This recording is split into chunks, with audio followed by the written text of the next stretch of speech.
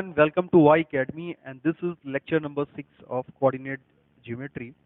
So, as we studied in the previous lecture, area of the triangle, how to find the area of triangle, we solved some questions on this formula. तो as I informed you all बेटा, सभी बच्चों को मैंने बात बताई थी कि हम लोग इस लेक्चर में सीखने वाले हैं ट्रायंगल के कुछ पर्टिकुलर सेंटर्स या कुछ पर्टिकुलर पॉइंट्स के बारे में।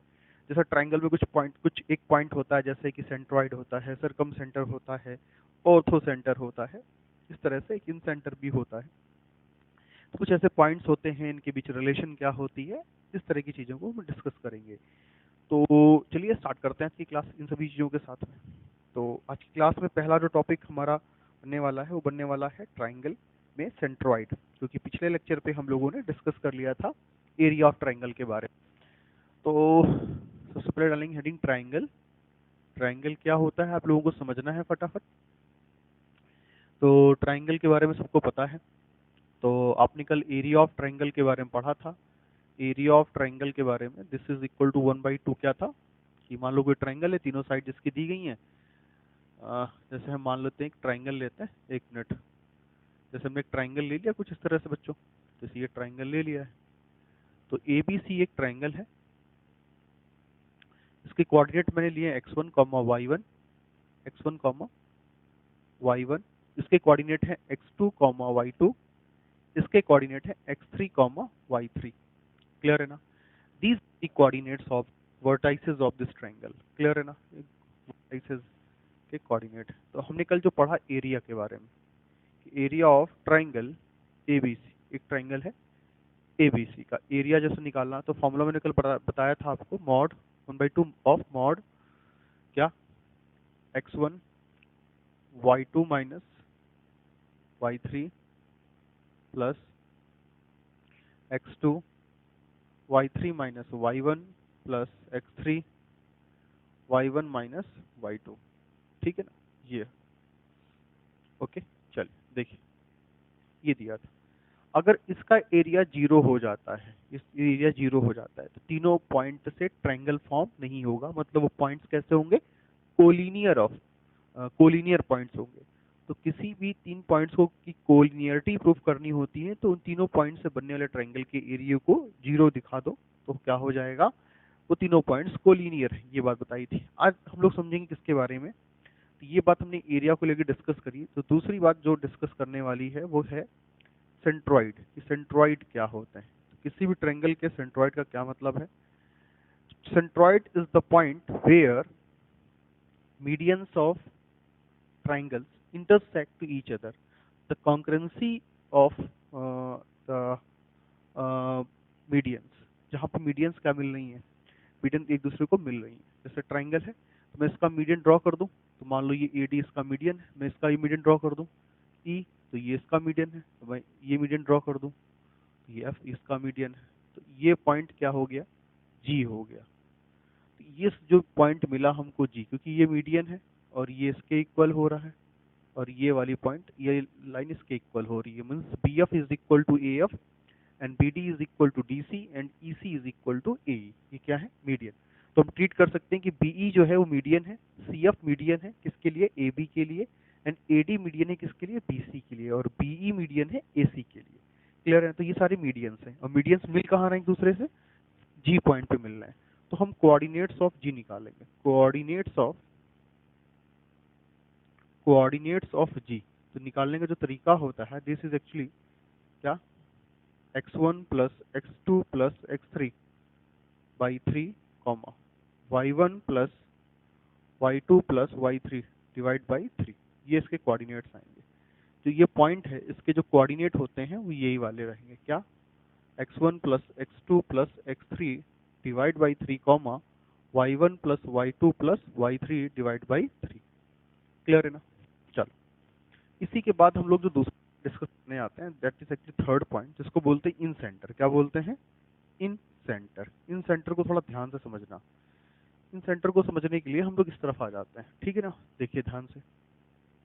मानिए ये ट्राइंगल है, एक नाम देता हूं मैं PQR। कोऑर्डिनेट्स में वही दे रहा हूं जो वहां दिए थे, x1, y1, x2, y2 and x3 comma y3। Clear है ना?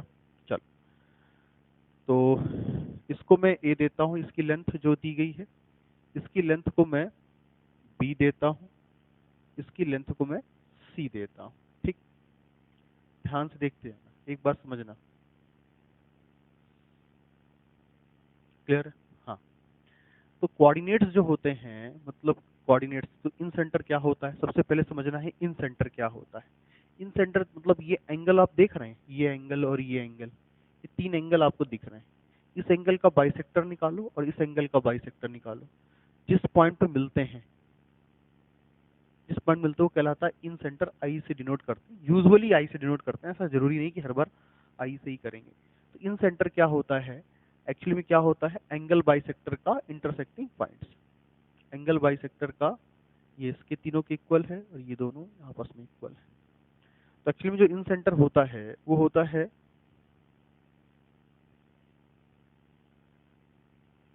It is the intersection point of all three medians.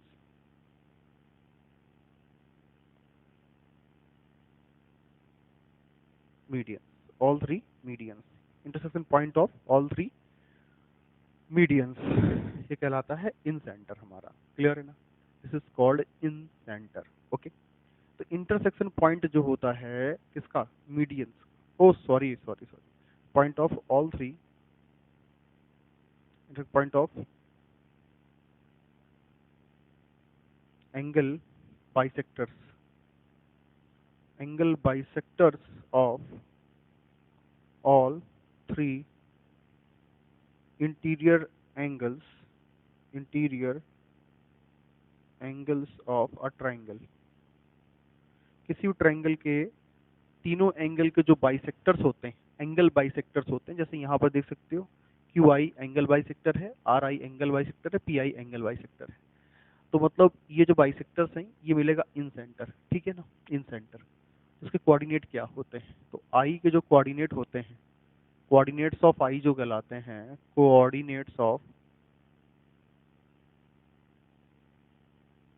Point I is equal to, देखो ध्यान से देखना, a x one, b x one, x two, सी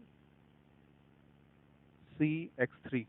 ठीक है, upon a plus b plus c, comma a y one plus b y two plus c y three upon a plus b plus सी।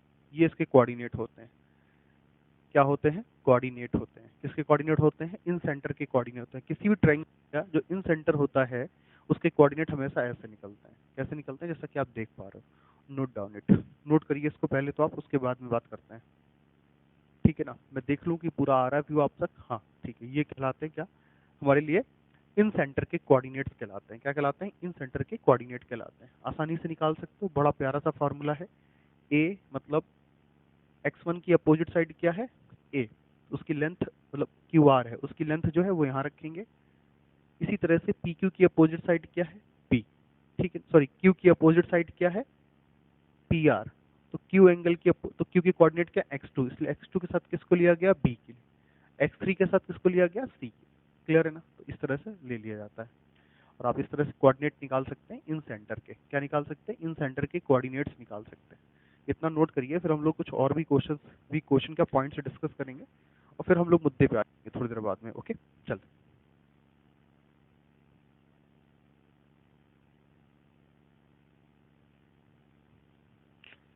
तो revision करते चलो, इतने concept यहाँ बता दिए जाएंगे। इस कंसेप्ट के बाहर कोऑर्डिनेट का क्वेश्चन दे नहीं पाएंगे तुम्हारे यहाँ पर, वो शायद साहू हो फिर कोई भी कॉम्पिटिटिव एग्जाम में बैठो। जितना सिलेबस बोला है उसमें से उतना उससे ज़्यादा ही पढ़ाया जाएगा। बिल्कुल भी एक इधर से उधर चीज़ें नहीं की जाएंगी, कम बिल्कुल नहीं पढ़ाया जाएगा जरा सा भी। कहीं भी ऐसा नहीं लगेगा कि नहीं यार मुझे ये कंसेप्ट नहीं बताया गया। कंसेप्ट सारे डिस्कस होंगे, आप उसका यूज ना कर पाए वहां पर तो it is all about your problem, लेकिन पढ़ाए सारे कंसेप्ट जाएंगे। ठीक है? हाँ, तो थोड़ा सा अच्छा महसूस नहीं कर रहा हूँ, तबीयत मेरी थोड़ी सी सही नहीं है, तो थोड़ा सा मैं एनर्जी मेरे अंदर कम दिख रही होगी आप सभी को, लेकिन प्लीज़ थोड़ा सा कोऑपरेट करें। तो जरूरी है शूट करना आपके लिए वीडियो आज, तो इसलिए किया जा रहा है। ठीक है, ठीक है, चलिए आइए तो उसके बाद हम लोग आते हैं सरकम सेंटर के बारे में। सरकम सेंटर क्या होता है? सरकम सेंटर पहले तो समझ लो, फिर हम लोग एक साथ इनके रिलेशंस को लेकर डिस्कशन करेंगे। तो सरकम सेंटर, किसी भी ट्रायंगल में जो सरकम सेंटर की कंडीशन होती है, जैसे मान लो ट्रायंगल एबीसी, एबीसी सरकम सेंटर जो बनता है, तो इस बीसी का परपेंडिकुलर बाइसेक्टर निकालो, परपेंडिकुलर बाइसेक्टर निकाला, इस एसी का परपेंडिकुलर बाइसेक्टर निकालो, निकाल दिया, ये परपेंडिकुलर बाइसेक्टर, ये जो पॉइंट मिलता है ये इसके इक्वल और ये वाला इसके इक्वल। इसी तरह से इसका जब निकालोगे तो ये इसके इक्वल है और परपेंडिकुलर बाइसेक्टर ये। तो ये जो पॉइंट निकला है circumcentre, this is called circumcentre. तो बोल सकते हैं दूसरे शब्दों में कि the intersection point of the intersection point of all three perpendicular bisector, point of perpendicular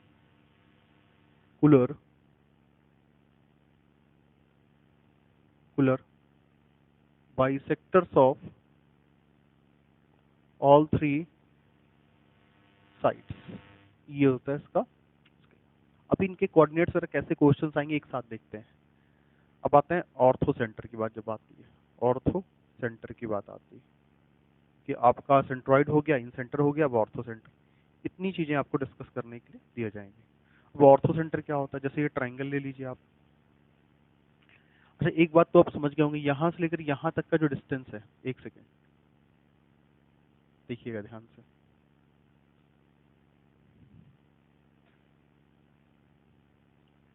यहाँ से लेकर यहाँ तक का जो डिस्टेंस है और यहाँ से लेकर यहाँ तक का डिस्टेंस है, यहाँ से लेकर यहाँ तक का, मीन्स ओ ए, इसको अगर मैंने ओ ले लिया है तो O A is equal to O B is equal to O C. ये डिस्टेंसेस क्या होती हैं? इक्वल होते हैं। क्लियर है नहीं क्लियर है? ये कहलाता है हमारा सर्कम सेंटर, इसको ओ से डिनोट करेंगे। तो जैसे ऑर्थो सेंटर की जब बात आती है कि ऑर्थो सेंटर क्या होता है, तो ऑर्थो सेंटर भी एक शानदार बात है।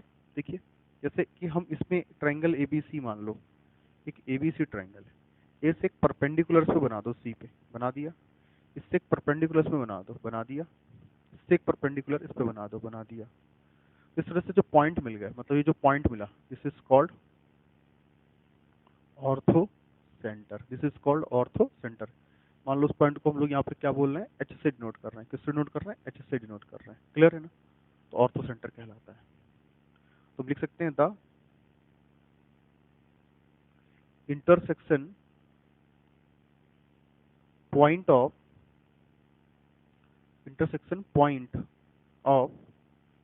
intersection point of all three altitude of triangle.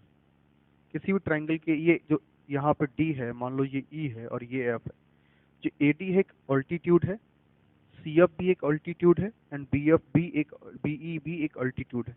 इन तीनों ऑल्टीट्यूड का जो इंटरसेक्टिंग पॉइंट होता है, दिस इज एच। उस एच को ही हम लोग क्या बोलते हैं?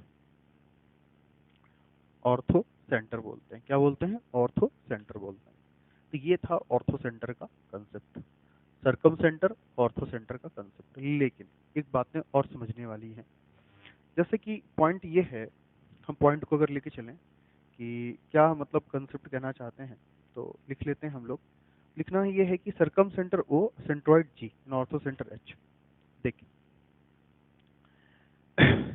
यहीं पर देखो, यहीं पर देखो, इसमें देखो, यहाँ पर अगर हम बात करते हैं, पॉइंट बड़ा इंपॉर्टेंट है, नोट करिएगा कि जैसे कि रिलेशन ले लेते हैं, किसके बीच में लेते हैं? रिलेशन। जो क्वेश्चन आएगा कुछ इस तरीके से पूछा जाएगा, बिटवीन क्या, अच्छा इनके फॉर्मूले, मतलब इनके कोऑर्डिनेट्स निकालने के अपने फॉर्मूले होते हैं।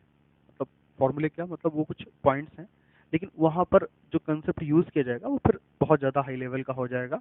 तो वो बिल्कुल भी पूछा नहीं जा सकता है। जब आप 11th 12th में जाएंगे पर्टिकुलर, तो आपको कुछ फॉर्मूले, कुछ तरीके बता दिए जाएंगे इनके कोऑर्डिनेट्स निकालने का, लेकिन उसमें थोड़ी ट्रिग्नोमेट्री अच्छे स्तर की यूज होने वाली है, इसलिए फिर वो यूज यहाँ पे नहीं होने वाला है बिल्कुल भी। क्लियर है ना? हाँ, तो हम उतना लेवल को देखते चलेंगे कि जो चीजें एक्चुअल में पूछी जा सकती हैं, जिसका एक लेवल होता है कि भाई इस लेवल के बाद वो नहीं क्रॉस कर सकते, तो बिल्कुल नहीं करेंगे। क्लियर है? तो परेशान होने की बात नहीं है। क्वेश्चन कैसे आएंगे वो आपको देखना है। तो रिलेशन बिटवीन हम लोग क्या करने जा रहे हैं, रिलेशन दिखाने जा रहे हैं कि relation between incentre, sorry circumcentre, circumcentre, centroid, और क्या होता है, सेंट्रॉइड के साथ साथ ऑर्थो सेंटर होता है, ऑर्थो सेंटर होता है, ध्यान रखना, ऑर्थो सेंटर होता है। तो पहले बात आ रही है इन एक्यूट एंगल ट्रायंगल की, acute angled triangle. Acute angle triangle की बात जब होती है तब क्या करते हैं, तो देखो जरा, जब एक्यूट एंगल ट्रायंगल की बात जब होती है तो देखना ध्यान से बच्चों, इसमें होता ये है कि, सॉरी, जो तीनों पॉइंट है ना, मतलब सरकम सेंटर, मान लो उसको सी से डिनोट कर रहे हैं, सेंट्रॉइड को जी से डिनोट कर रहे हैं, और ऑर्थो सेंटर को एच से डिनोट कर रहे हैं, ठीक है ना। तो ये तीनों एक ही लाइन पे लाई करेंगे, एक ही लाइन पे हमेशा। जैसे मान लो यहाँ पर सेंट्रॉइड है, सेंट्रॉइड है, और ये क्या है, और ये क्या है, ऑर्थो सेंटर एच। तो ये इसको 2:1 के रेशियो में क्या करता है, डिवाइड करता है। मतलब कह सकते हैं ये सरकम सेंटर सी हो गया, ये और हमारा क्या हो गया, सेंट्रॉइड हो गया, और ये हमारा क्या हो गया, ऑर्थो सेंटर हो गया। तो इसको किस रेशियो में डिवाइड करता है, जो सेंट्रॉइड होता है वो सरकम सेंटर और ऑर्थो सेंटर को 2:1 के रेशियो में डिवाइड करता है, करता है। तो हम बोल सकते हैं कि C G upon G H is equal to 2/1, इस रेशियो में क्या करता है, डिवाइड करता है। अब मान लो कि इसके कोऑर्डिनेट हमने ले लिए x1 y1, इसके कोऑर्डिनेट हमने ले लिए x2 y2, y2, और इसके कोऑर्डिनेट क्या ले लिए, x3 y3। तो जब कभी क्वेश्चन आएगा तो कुछ इस तरीके से आएगा। तो एक्यूट एंगल ट्रायंगल की कंडीशन ये है कि वो सेंट्रॉइड, वो की जो सेंट्रॉइड होता है वो सरकम सेंटर और ऑर्थो सेंटर को 2:1 के रेशियो में डिवाइड करता है। ये बात प्लीज बहुत अच्छे से याद रखिएगा, क्योंकि ये बड़े काम की बात मैंने यहाँ पर बताई है आपको। तो बात समझ में नहीं आ रही है? ओके, जिस रेशियो में डिवाइड करता है तो उस रेशियो का प्लीज दिमाग में एक बात लेके चलिए। एक बात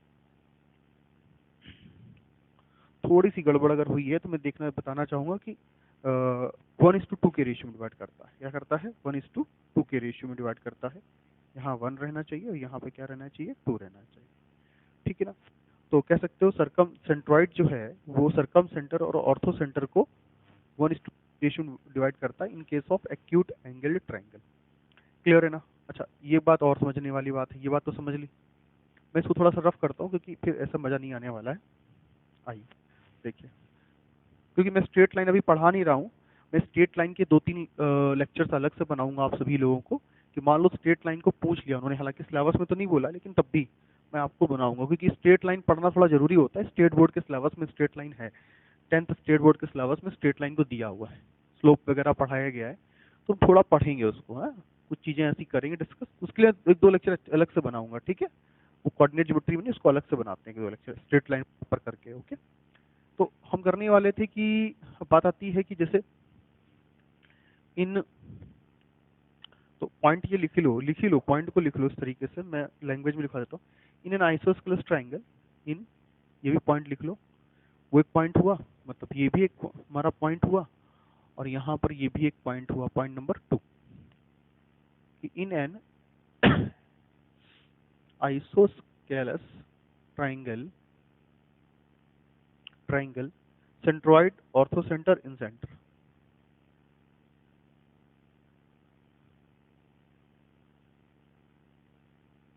ऑर्थो सेंटर इन सेंटर,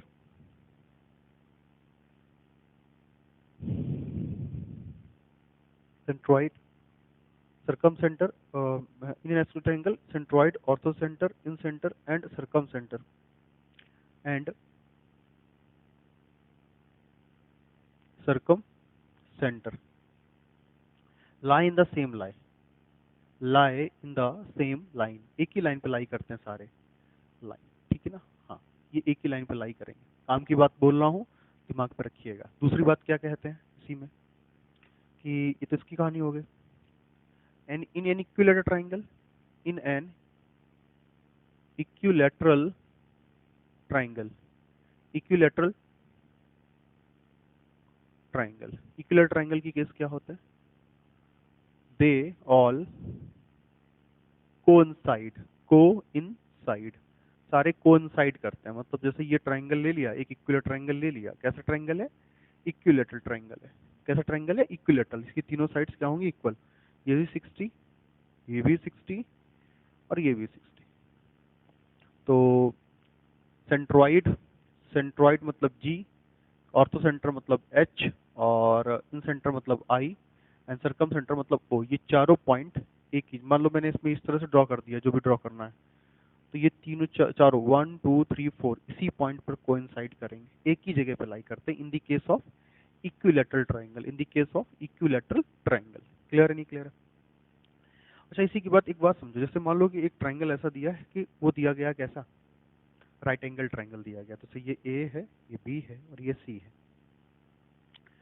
तो ये परपेंडिकुलर है, तो इससे परपेंडिकुलर ड्रॉ किया तो यहाँ पर, इससे ड्रॉ किया तो यहाँ, इससे ड्रॉ करेंगे तो यहाँ पर परपेंडिकुलर। ऑल्टीट्यूड ड्रॉ करेंगे, तीनों इस पॉइंट पे इंटरसेक्ट कर रहे हैं। दिस पॉइंट इज क्या? Ortho centre. क्या कहलाता है ये? Ortho centre. अच्छा, इसका इन सेंटर निकालने चलेंगे तो इन सेंटर इसका परपेंडिकुलर बाइसेक्टर निकालो, इसका निकालो परपेंडिकुलर बाइसेक्टर, इसका निकालो, तीसरा परपेंडिकुलर बाइसेक्टर इसका, सॉरी परपेंडिकुलर एंगल बाइसेक्टर इसका, तो ये बीच में कहीं लाई करेगा इसका, ठीक है। लेकिन जब इसका हम सरकम सेंटर लाई करेंगे, सरकम सेंटर निकालेंगे किसका? एक राइट एंगल ट्राइंगल का सरकम सेंटर निकालेंगे तो वो हाइपोटेनस पे लाई करता है। तो ये यहाँ पे सरकम सेंटर का मतलब वो लाई कर रहा है इस पॉइंट पे, इस पॉइंट पे जो हमारा है वो लाई कर रहा है angle bisector, incentre I lie कर रहा है, यहाँ पर लाई कर रहा है तुम्हारा ऑर्थो सेंटर एच लाई कर रहा है। क्या लाई कर रहा है? एच। क्या रहेगा? सेंट्रॉइड। सेंट्रॉइड भी तुम्हारा इसी में लाई करेगा, इसी लाइन पे, मतलब यहाँ पर, क्योंकि वो भी इसी के मीडियंस, इसी की मीडियंस, तो अंदर वो भी लाई करेगा कहीं ना कहीं। क्लियर है ना? तो ये हमारे पास है एक राइट एंगल ट्राइंगल की कंडीशन है। तो सबसे पहली चीज ये है कि किसी भी ट्राइंगल के लिए अगर हमसे क्वेश्चन पूछा जा रहा है सेंट्रॉइड, सरकम सेंटर, इन सेंटर और ऑर्थो सेंटर पे क्वेश्चंस आते हैं, तो हमको पता होना चाहिए कि इनकी पोजीशंस क्या क्या होती है ट्राइंगल के अंदर और कहाँ कहाँ होती है। समझे ना? तो ये 3 पॉइंट जो है ना बहुत इंपॉर्टेंट है in the case of acute angle triangle. जो सेंट्रॉइड होता है वो सरकम सेंटर और ऑर्थो सेंटर को 1:2 के रेशियो में डिवाइड करता है। दूसरा केस ये है कि एक आइसोस्केलेस ट्राइंगल, जो आइसोस्केलेस ट्राइंगल होगा, centroid, orthocentre, incentre and circumcentre सारे कहाँ लाई करते हैं? एक ही लाइन पे लाई करते हैं। इक्विलेटरल ट्रायंगल में सारे कोइंसाइड करते हैं, एक ही पॉइंट पे लाई करते हैं। यहाँ पर एक ही लाइन है, यहाँ पर एक ही पॉइंट है। क्लियर है नहीं क्लियर है? ओके। तो क्वेश्चन सबसे ज्यादा कहाँ से बनता है? वो यहाँ से बनता है, पॉइंट से क्वेश्चन बनता है सबसे ज्यादा, क्योंकि रेशियो आपको मिल जाता है तो बढ़िया क्वेश्चन बनाते हैं। या फिर जो क्वेश्चन देते हैं वो आपसे एक राइट एंगल ट्रायंगल में देंगे, और राइट एंगल ट्रायंगल अधिकतर एक्सेस पे बन रहा होगा। मान लो ये वाई एक्सेस है और ये क्या है? X axis. तो ये एक रेक्टेंगल ट्रायंगल तुरंत बन जाता है। उसमें ओरिजिन को ले लेते हैं कोऑर्डिनेट, इसके कोऑर्डिनेट 0,0 मिल जाते हैं और इसके कोऑर्डिनेट भी आसानी से मिल जाते हैं। तो इस पे काफी सारे क्वेश्चंस बना के वो देते हैं आप लोगों को। क्लियर है ना? चलिए हम लोग एक पहले क्वेश्चन को करेंगे सॉल्व, तो उस क्वेश्चन से डिसाइड होगा कि करना क्या है। चलिए सबसे पहले आप लोग इसको नोट कर लीजिए, कोई कंफ्यूजन हो तो प्लीज मुझे पूछ लीजिएगा।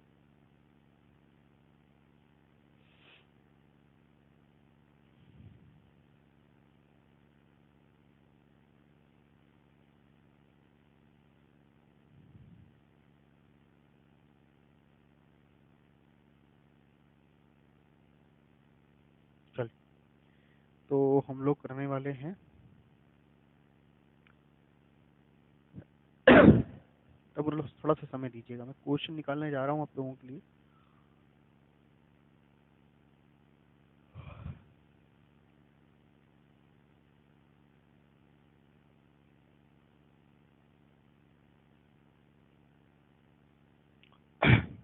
रफ कर दिया जाए इसको पहले तो।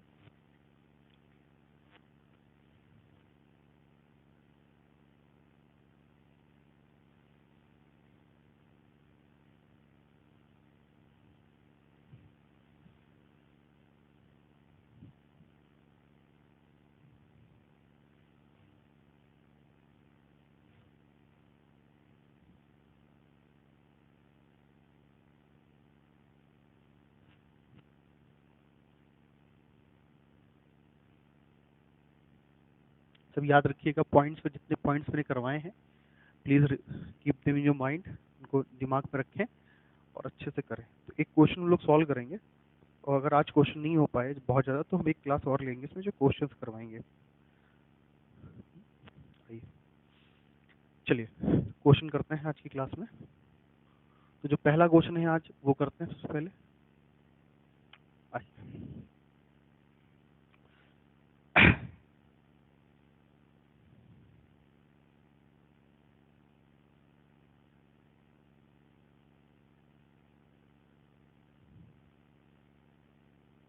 ये if a vertex of a triangle, ये बहुत ही शानदार क्वेश्चन है, सेंट्रॉइड पर बेस्ड है।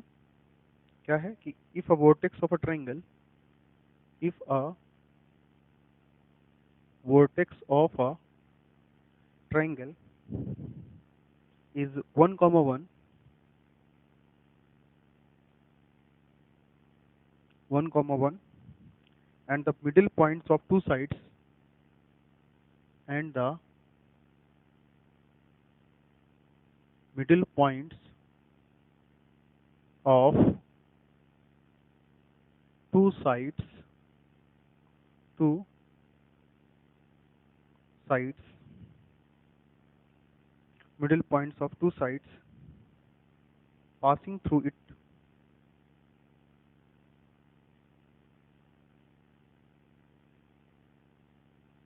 passing through it are -2 comma 3 and 5 comma 2. Then find the centroid, then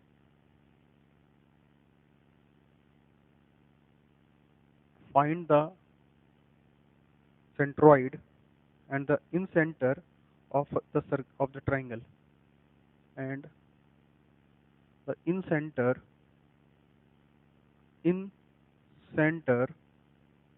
of the triangle. ये क्वेश्चन देख रहे हो बच्चों आप, इस क्वेश्चन को प्लीज एक बार जरा ध्यान से देखिए। इस क्वेश्चन में क्या क्या उन्होंने पूछा और क्या क्या बताना है, सबसे बड़ी चीज तो ये क्लियर है ना, सबसे बड़ी चीज ये। सबसे पहले इस क्वेश्चन को हम फिगर आउट करेंगे कि क्या क्या चीजें इसमें हैं, और उसके बाद हम लोग इस तरह की चीजों में आगे की तरफ बढ़ेंगे। देखिए सबसे पहले मैं क्वेश्चन का फिगर बनाता हूँ, क्योंकि फिगर बनाएंगे तभी तो हम समझ पाएंगे। एक ट्राइंगल लेते हैं, सबसे पहले एक ट्राइंगल लेते हैं। जैसे देखिए ध्यान से, दो चीजें से सी ए बी सी ट्राइंगल लिया हमने, ठीक। एक तो if a vertex of a triangle is 1 comma 1 and the middle points of two sides, इसका मिडिल पॉइंट ले लो, इसका मिडिल पॉइंट ले लो, and the middle points of two sides uh, passing through it are -2 comma 3 and sorry middle point दिए हैं। इसका middle point ये ले लो, मान लो इसको मैंने डी ले लिया, इसको मैंने ई ले लिया, ये इसका मिडिल पॉइंट है, ये इसका मिडिल पॉइंट है। इसके कोऑर्डिनेट जो ले लिए वो ले लिए क्या, -2 comma 3, इसके कोऑर्डिनेट ले लिए 5 comma 2। मान लो इसके कोऑर्डिनेट मैंने ले लिए x1 comma y1, इसके कोऑर्डिनेट ले लिए x2 comma y2, ठीक है। चलो okay,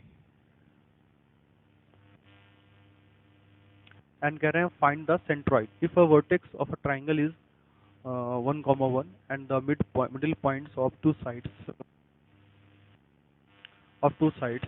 are -2 comma 3 and 5 comma 2, then centroid and the center। अब निकालना है सेंट्रॉइड, मतलब मान लो इसे ये मीडियन है, जैसे इसको मिलाया मैंने तो ये मीडियन है, ये इसकी मीडियन हुई ना, हाँ, और इसकी ये मीडियन हुई, तो ये जो पॉइंट मिल गया जी, इसके सेंटर ये भी निकालना है हमको।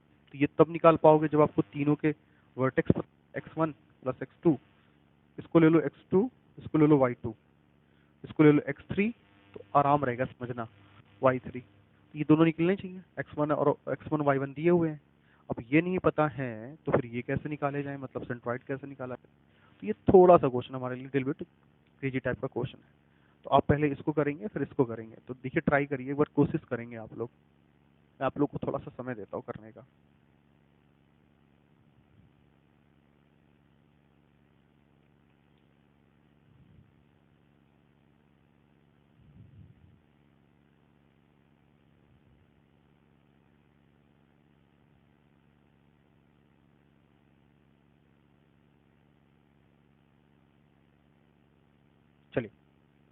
हम लोग देखते हैं, बड़ा आसानी से हो जाएगा। जैसे अब बात करते हैं जैसे कि D, D is mid point of A B.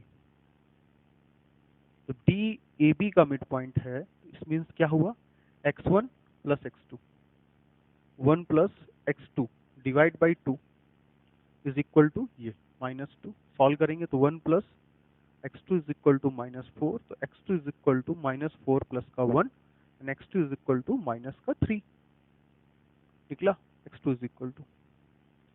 इसी तरीके से हम लोग बात करेंगे y2 के लिए, तो 1 plus 1 plus y2 upon 2 is equal to कितना हो जाएगा, 3। तो y2 is equal to 6, y2 is equal to 6 minus 1, तो y2 इज इक्वल टू हमारे पास में आ गया 5। Therefore x2 y2 is equal to -3 5। ये कोऑर्डिनेट किसके आ गए, इसके आ गए, मीन्स मैंने इस जगह निकाल दिया -3 5। जैसे इसके निकाले वैसे इसके निकाल दो। 1 plus x3 divide by 2 is equal to 5। x3 is equal to 10 और x3 is equal to 10 minus 1 and x3 is equal to कितना आ गया, 9। इसी तरीके से हम इसको निकालेंगे, 1 plus y3 is equal to 2, 4,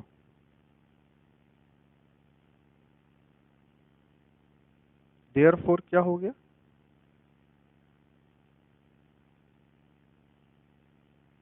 9, 3 ये आ गया। इसके कोऑर्डिनेट में मिल गया 9, 3, ये कोऑर्डिनेट मिल गया। अब अगर मैं कहूं कि इस कोऑर्डिनेट ए के अपोजिट क्या हो जाएगा, ए, बी के अपोजिट क्या हो जाएगा, बी, एंड सी के अपोजिट क्या हो जाएगा, सी।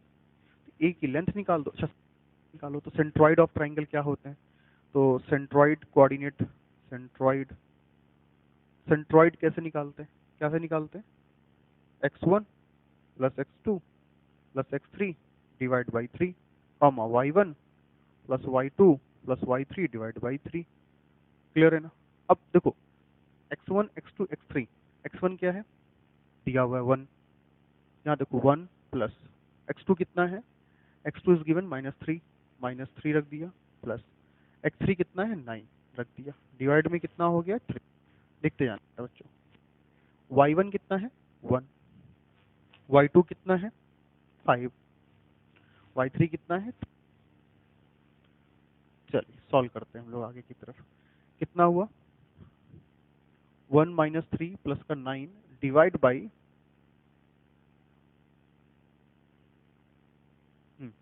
क्या हुआ, कॉमा क्या हुआ, 53819/3, यहाँ पे 3 आएगा। सॉल्व करेंगे तो कितना आएगा, 10 में 3 गए 7/3, 3।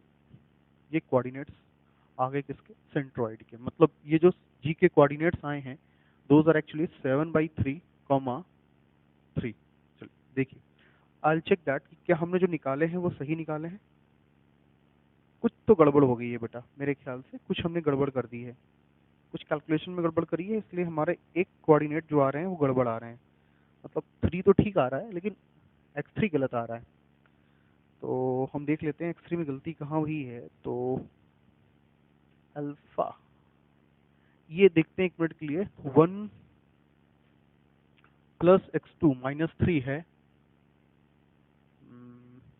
1 प्लस x2 लिया इज इक्वल टू क्या, -2, -2, 2 2 ज़ 4, और ये जब जाएगा तो ये माइनस का जाएगा, ठीक है, तो ये 5 हो जाएगा, सॉरी। तो यहाँ पे क्या आ रहा है, 5 आ रहा है, इसलिए गड़बड़ ऐसी हुई है।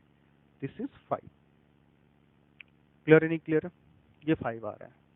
तो हम जब यहाँ रखेंगे ना तो माइनस का 5 रखेंगे, क्या रखेंगे, माइनस का 5। तो माइनस का 5 यहाँ रखेंगे, ये प्लस का 5 आ जाएगा, और कोई गड़बड़ नहीं है। This is the answer. यहाँ पर क्या आ रहा है, 5 आ रहा है। थोड़ी सी गड़बड़ हुई है तो ध्यान नहीं दिया हमने कैलकुलेशन पे। ओके, तो बात आती है किसकी, कि सर क्या निकालना है, इन सेंटर है, तो निकाल दिया मैंने। अब सर इन सेंटर निकाल, इन सेंटर कैसे निकालोगे, इन सेंटर निकालने का तरीका वही है कि सबसे पहले आपको पता करना पड़ेगा ए क्या है। ए का मतलब इन दोनों के बीच की डिस्टेंस, तो 9 माइनस का 5, 14, 14 और का स्क्वायर प्लस 5, 9 माइनस 14 तो 3 माइनस 5 माइनस 2 का स्क्वायर मतलब 2 का स्क्वायर रूट, ये निकालो। This is A. Similarly B निकालो और सी निकालो। जब तीनों को निकालोगे तो फॉर्मूला कौन सा अप्लाई करोगे, कौन सा, देखो ध्यान से देखना, a1x, sorry ax1 bx2 and cx3, ठीक है ना, and divide by a plus b plus c. बड़े ही खतरनाक टाइप के कोऑर्डिनेट्स निकल रहे हैं। आंसर मैं बता देता हूँ, मैं आंसर बता दूंगा लेकिन करोगे आप लोग अपनी तरफ से, क्योंकि इसी तरीके से रखेंगे। ए का वैल्यू वहां से निकलेगा, इसी तरीके से बी का वैल्यू जब निकालेंगे तो स्क्वायर रूट के अंदर क्या हो जाएगा, 1 प्लस 1 माइनस की पावर 2। ठीक, इसी तरीके से सी निकालोगे तो स्क्वायर रूट के अंदर क्या आ जाएगा, 1 माइनस 5 मतलब 1 प्लस 6 की पावर 2 एंड 1 माइनस 5 मतलब माइनस 4 की पावर 2। जो भी आ जाए तो कैलकुलेट करके यहाँ पे रख देना है।